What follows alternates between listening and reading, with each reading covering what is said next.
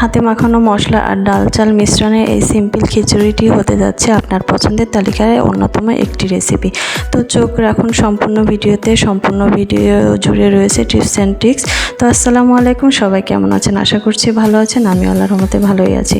তো চলে যাচ্ছি মূল ভিডিওতে। এখন আমি রান্নাটা শুরু করব। তা আপনারা যদি আমার এই টিপস অ্যান্ড ট্রিক্সটা ফলো করে সম্পূর্ণ ভিডিওটি দেখে রেসিপিটি করেন তাহলে আপনারা উপকৃত হবেন। তো আমি যে মশলাটা দেখিয়ে নিয়েছি, মশলাটা অতটুকুই। আর এই যে দুই রকম ডাল দিয়েছি। আর দুই রকম ডাল দিলে খিচুড়িটা বেশি টেস্ট হয়, এই জন্য আমি দিয়েছি। আর মশলাটা তো এই যে দেখতেই পাচ্ছেন।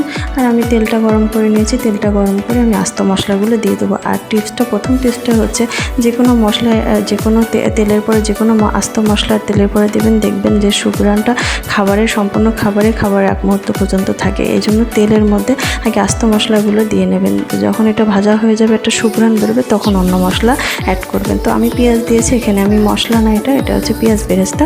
এই জন্য পেঁয়াজটা আগে বেরেস্তা করে নেব। বেরেস্তা আর যে কোনো স্পেশাল রান্নার মূল উপকরণ। এটা তো আপনারা ভালো করে জানেন, বিরিয়ানি, পোলাও সব কিছুতে বেরেস্তা লাগে। তো বেরেস্তাটা করে নিলে ওই তেলে যে কোনো রান্না আপনার টেস্টিফুল হয়ে উঠবে।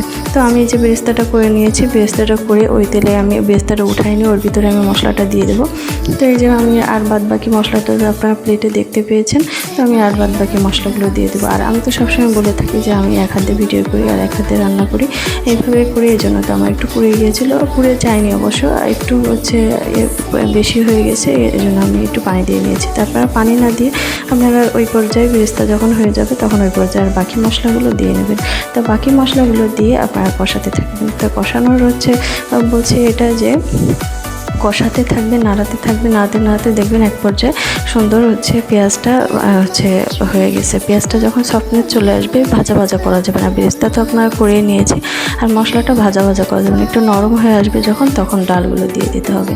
তো নরম হয়ে আসার পরে আমার তো ভাজাটা হয়ে গেছে, দেখতে পাচ্ছেন আমার ভাজা একটু হালকা ভাজা হয়ে গেছে। তখন আমি এর ভিতরে ডাল মিশিয়ে দিয়েছি। তা ডাল মিশিয়ে দিয়ে তখন আমি সুন্দর করে কষিয়ে নিয়েছি। আর ডালটা মনে করেন যে যদি সুন্দর করে কষাতে পারেন তাহলে রান্না অনেক সুন্দর হয়, অনেক মজা হয়।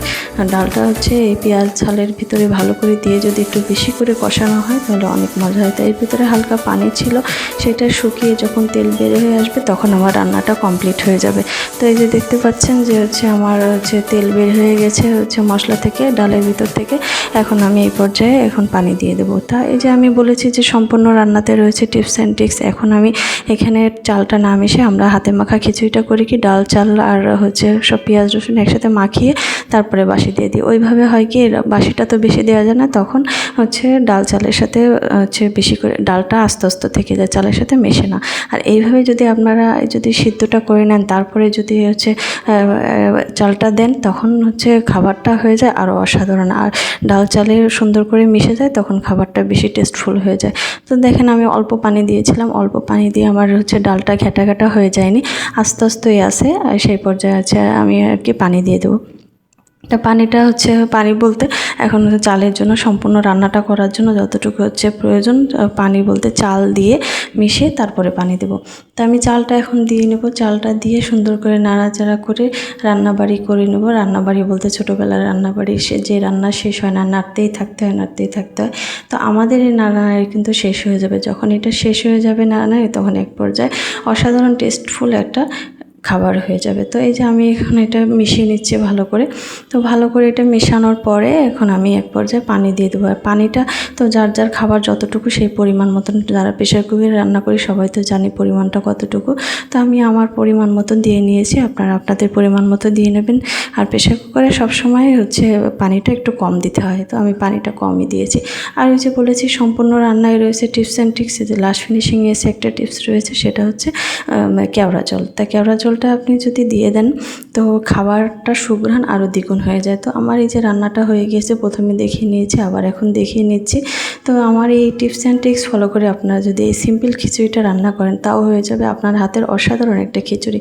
সবাই পছন্দ করে খাবে। তো আমার এই রেসিপিটা যদি আপনাদের ভালো লেগে থাকে তো আমার পাশে থাকবেন আর আমাকে সাবস্ক্রাইব করবেন, আমাকে সাপোর্ট করবেন। তো আজকের মতন এখানেই বিদায় নিচ্ছি। আল্লাহ হাফেজ।